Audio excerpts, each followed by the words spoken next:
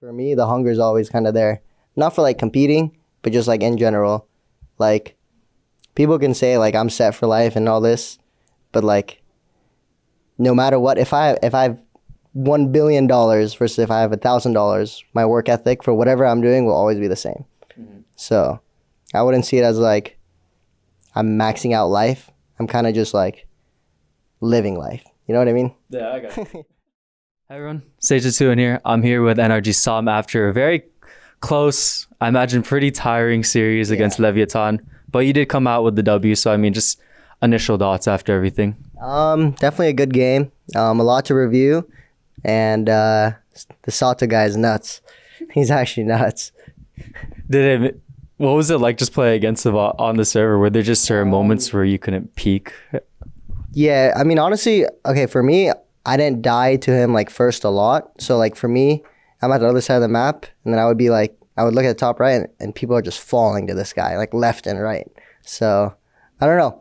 Like when you play against a player like that, it's kind of like you gotta adapt, and not let him get those like free picks or 1v1s, because when he's feeling it, it's like tough. Yeah.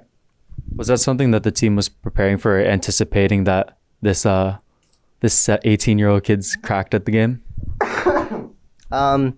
We knew he was good, like obviously, but we were also super confident in ourselves, especially after the win versus Loud. We definitely thought that individually he was definitely good, but as a team, we were just way better.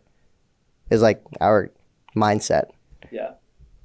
I mean, well, talk to me after just the 100 Thieves series, because, you know, off season, really good, top 8 at EWC, looking like a contender for champs. Yeah. That series happens, and then these next 2 weeks have looked a lot better. Yeah. What were the conversations like between 100 Thieves and then week 2? Yeah, I mean, I think a lot of it was kind of like how we thought about the game before EWC, like the qualifier for EWC, and the difference after EWC, leading up to 100 Thieves. So versus 100 Thieves, we were almost trying to play too perfect. You know, like no one wanted to peek anything. No one wanted to solo walk up on this timing. So we talked about as a team, we were like, boys, when we were insane before EWC was when we were doing all these things. So we just kind of like drilled that in our heads, and we're doing way more of that now. I mean, when I spoke to Malcolm or Bankar after the 100 Thieves series, he was talking about how it was primarily just translating everything in practice to stage. You were alluding to the stage games where you're trying to play perfect Valorant. Did perfect Valorant cause y'all to be playing very tense and less free? Yeah, that's definitely like a part of it. I wouldn't say like we're scrimmers, because I think we can definitely translate how we play in scrims to matches like we've been doing versus like Loud and Lev today even. But versus 100 Thieves, it was definitely like a little bit hard to like translate what we were doing in scrims versus 100 Thieves. But I think we kind of like talked about it. We're like, yo, like just do whatever we do in scrims and matches. And then, yeah, so far it's been good. When you look back at the 100 Thieves series, as well as just 100 Thieves, just being on a honeymoon with Cass as well, when you look back at the series that you had against them, was that primarily off of 100 Thieves playing good, or do you think a lot of it was more attributed to the tense trying to play perfect Valorant energy? I think it was like a little bit of both. Like they're definitely like honeymooning, and they're definitely like meshing well together. And it doesn't help that like us as a team was like slumping individually, and we just weren't comfortable on stage, whatever it may be. But I think it was like a mix of both.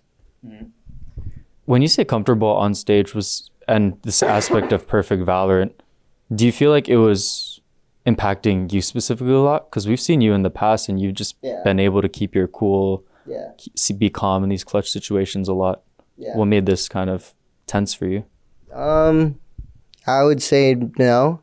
I think it was just more for like the team as a whole. It wasn't even anyone individually. It was like the team as a whole. Either the vibes are completely different in scrims between matches, or like sometimes in scrims we're having too much fun. When on stage, we're not having that much fun, you know? Okay. So it's kind of like, it's not like anyone's fault, really. It's just like, when we let's prac how we would on stage. And I think that helped a lot. I get that. It's like a juxtaposition between your practice versus on stage. Yeah. Because obviously there's more pressure. Yeah. But then it's hard to just, when there's such a juxtaposition where you take things more seriously, the practice that you're doing isn't going to translate because you're so different. Yeah. Mm-hmm. So then I want to just take a step and then look at your next 2 games where it's going to be Crew, MIBR.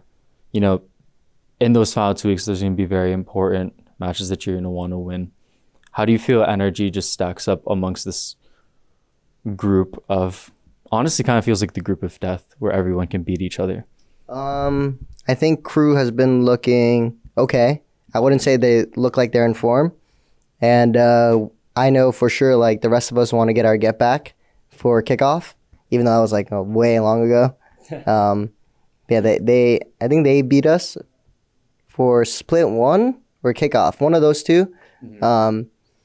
So we want to get our get back for sure, and I think now's the time to do it. And for MIBR, they just haven't been looking good individually and as a team. Mm-hmm. Hopefully they can get that fixed, but hopefully not too much. Yeah. So we beat them, but yeah. I want to take a step back from everything and just appreciate your career, because it's weird thinking about you as a veteran, because that's what it does feel like. But then you're pretty much like Adam and Scuba's age. Yeah. And you started your career so early. When you're teammates with them, do you feel like the same age as them? Or do you feel as if because of the situation you are in with Valorant that you're almost like a mentor figure to them to adjust into tier 1? I think outside the game, I'm definitely like on the same age. Like I'm also a kid. They're also kids. But I think when it's time to like play on stage or even in practice, I'd say I play like a pretty big role on the team. Mm-hmm. I give a lot of input, and even on stage, it's just like there's a lot of moments where things can get hectic, and I'll like chime in. I'll be like, "Yo, everyone, no one talk and breathe, and just let Ethan call." Mm-hmm. Or like during a timeout, that bonk times out, if people are like so caffeinated and they're just like, they love to talk, like when you're just in the mood and you're feeling it. A lot of the times it's like, it's almost too much. Mm. So I think that's kind of where like I play in that role where it's kind of like, okay, let bonk talk and then let's figure it out. When No, that was it. Oh, yeah. Yeah. When you were younger, like around 18 to 20, I guess even if you want to go back to your CS days too, were you guilty of just constantly talking too much and overflooding comps? Can you talk about that period? Yeah, I definitely was. In CS, for sure, because I was always like the kid in my CS teams, so it was kind of like I have to bring the energy because like I am a kid. So like I'm like kind of like the vibes guy as a kid. Mm-hmm. But there were like moments where honestly like Autimatic, he doesn't play Valorant anymore, but he was kind of like me now to like me back then. That's so interesting. Yeah, so honestly I learned a lot from Autimatic. So shout out to Tim. Yeah, no, shout out to Tim. I remember I did a piece with you for Players Lobby, if you remember that one. You're a golfer now. I hope you do well in that. I actually want to ask you about that because that's really interesting, because when I think of the two personalities, I always thought of Tim as very, kind of speaks like me, honestly. Yeah. But then you're more energetic. Yeah. Why do you feel like you feel so similar to him? I wouldn't even say similar. I just learned a lot playing with him. I competed in CS with him for like, I think maybe a year or two. Yeah, and honestly, we did a lot together. We made the major. We won a DreamHack. Qualified to some tournaments. But yeah, I want to say I learned the most from him. Mm-hmm. But I wouldn't say we're similar. Yeah. I'm going to start closing out. I just have 2 to 3 more questions for you. But is there a specific lesson that you've learned throughout your career that you felt was just very pivotal to get you to the point that you are? Let's not even talk about pro play, but even just life with streaming or just think way you handle like your professional career or anything? Honestly, no. I would say like don't take things like too hardly.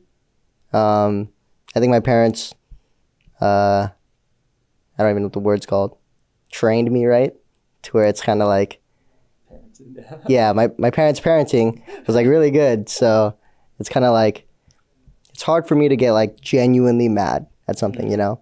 So yeah. And then just the final question with that, it's really interesting looking at your career because, you know, I watched your video with the NRG profiles and you're already making money as a 13, 14-year-old kid. Yeah. And you've seemed like you've set yourself up well where it feels like you're kind of maxing life with a good career and streaming, girlfriend. Yeah. What, you know, just taking away Valorant, are there any other things in life that you want to achieve or do? Not really. I think maybe like travel the world, fish a little bit, fish everywhere. But yeah, I think for me, the hunger is always kind of there. Not for like competing, but just like in general. Like people can say like I'm set for life and all this, but like no matter what, if I have $1 billion versus if I have $1,000, my work ethic for whatever I'm doing will always be the same. So I wouldn't see it as like I'm maxing out life. I'm kind of just like living life. You know what I mean? Yeah, I got it. Stoic, I love it. Yeah. Appreciate your time. Thank you. Perfect. Thank you.